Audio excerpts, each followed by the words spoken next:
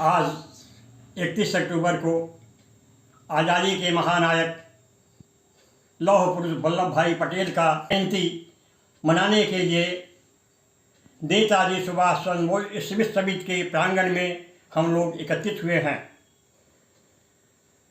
पटेल जी के व्यक्तित्व और कृतित्व का वर्णन एक छोटी सी रचना के माध्यम से सुनाना चाहता हूँ। सो इस प्रकार है। लौह पुरुष वल्लभ पटेल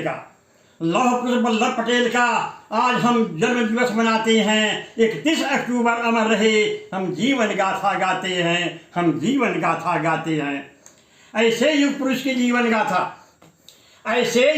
जीवन गाथा जो समाजवाद का पोषक था, जीवन भर लड़ा उसे मिटाने को, जो मानव समाज का शोषक था। गोखले तिलक गांधी की छाया में आंदोलन का बिगुल बजाया था। राजनीति का कुशल खिलाड़ी अंग्रेजों का बिस्तर बधवाया था। जब मिली देश को आजादी गृह मंत्री ही बनना मान लिया। रियासतों में बटा था स्वदेश, कूटनीति से काम लिया। केंद्रीयकरण किया रियासत का, दंड भेद व्यवहार किया। पनाह मान ली राजाओं ने, भारत में विलय स्वीकार किया। कबायलियों ने जब किया आक्रमण कश्मीर को घेर लिया। सेना को विशेष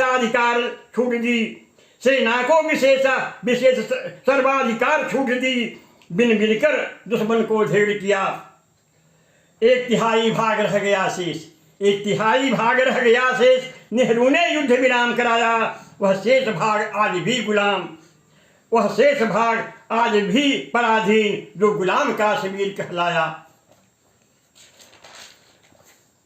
समय बीतता चला गया। उत्तरी सीमा पर खतरा मंडराया।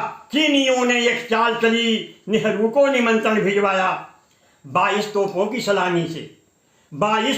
सलामी से नेहरू का सत्कार किया। हिंदी चीनी भाई इसका खूब प्रचार किया। खुश होकर तिब्बत दे डाला। चीन का हिस्सा कबूल किया। गुलाम हुए तिब्बतवासी, नेहरू ने भयंकर भूल किया। यह ऐतिहासिक चूक हो रही। श्री वल्लभ अफसोस जताया था। सीमा की सुरक्षा खतरे में होगी, नेहरू को समझाया था। सुनकर भी अनसुनी किए गृह मंत्री की वाणी को। अब कोस रही भारत की जनता नेहरू की करदानी को। एक विराट भूभाग हड़प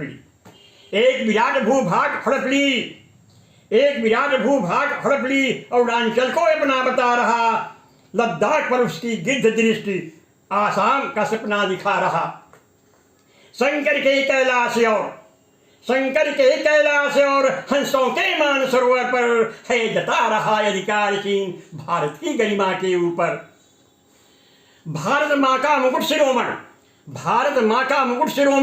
ऋषि मुनियों का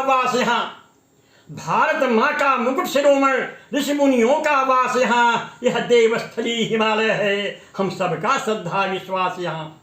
दूर हटो ऐ चोर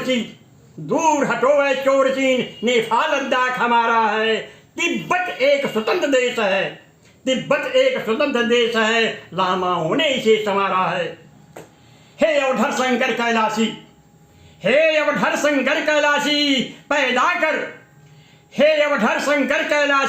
पैदा कर पटेल साधो निहाल। खतरे में पड़ी है सीमाएं, तेरी महिमा है बेमिसाल। लगता है पटेल जी का अवतार हो चुका है।